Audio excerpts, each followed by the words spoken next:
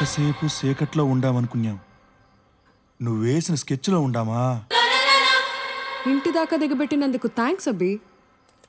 ఏమబ్బే, పెట్టిన మొత్తానికి పెండ్లు ఆపలేకపోయినావు, సావుని ఆపనీకొచ్చినవా? పోతకళ్ళ పగరా! ఆపండి. అవతల భూమారెడ్డి ఊరంతా వల్లకాడవుతూ ఉంటే నీకు తెలుసుగా, నువ్వైనా చెప్పచ్చుగా. చావు మీదకొస్తాదని చేతికి చిక్కిన శత్రువుని ఎట్లా జారనిచ్చేది? మైండ్ దొబ్బిందా నీకు? ఇక్కడ జరుగుతుందంతా వదిలేసి ఎప్పుడో 25 ఏళ్ల క్రితం జరిగింది తలుచుకుంటూ పగ పగ అంటున్నారు. మీరు అసలు మనుషులా పశువులా?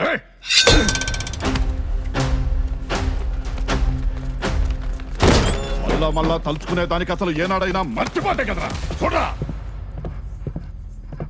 ఆ భూమారెడ్డింటికి కోడలుగా పోవాల్సిన నా చెల్లి తలాంబరి చీకట్లో ఇలా పిచ్చి దానిలో ఉండిపోయినాదో చూడు. ముహూర్తానికి వేలేనదా అన్న? 2 నిమిషాలన్నా నీ సెల్లిని పెళ్లి కూతురుగా చూద్దు గాని. ఇన్నావా? 25 ఏళ్ల నాటి నా చెల్లి జీవితం ఆ క్షణం నుండి కదలనప్పుడు నా పగెట్లా పోతుందిరా. బాగుందా? బాగుందా? పెండ్లి దినాన దేన్నో ప్రేమించినాడని అత్తని పెండ్లి పీటల మీదే వదిలేసి పారిపోయినాడు ఆ భూమారెడ్డి తమ్ముడు. ఆ ఏళ్ళ నుంచి అత్త అన్నే తలుచుకుంటూ ఇట్లా చీకట్లో మిగిలిపోయినది. నా ప్రతాపు, మనకి 3 నెలలు లాక్డౌన్ అంటేనే పిచ్చి లేచింది. ఇక్కడ 25 ఏళ్ళు ఆ మాత్రం పిచ్చి ఉంటది.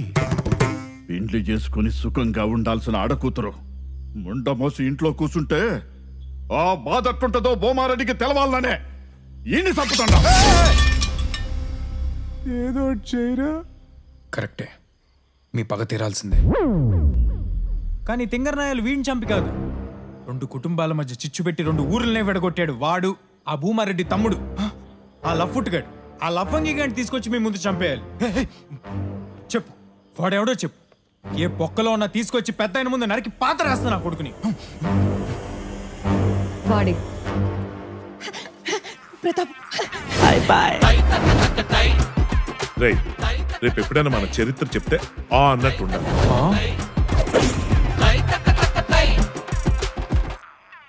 అరే మారియో, మీ నాన్నరా.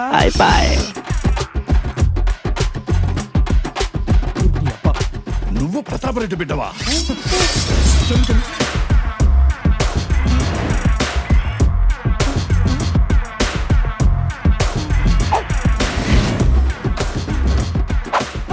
అవే కండ్లు,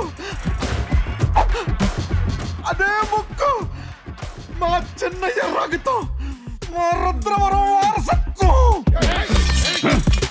నీ గదరా అదృష్టం అంటే.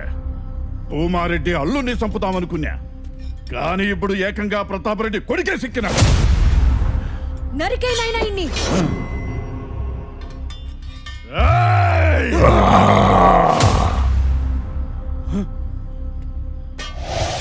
నాయనా,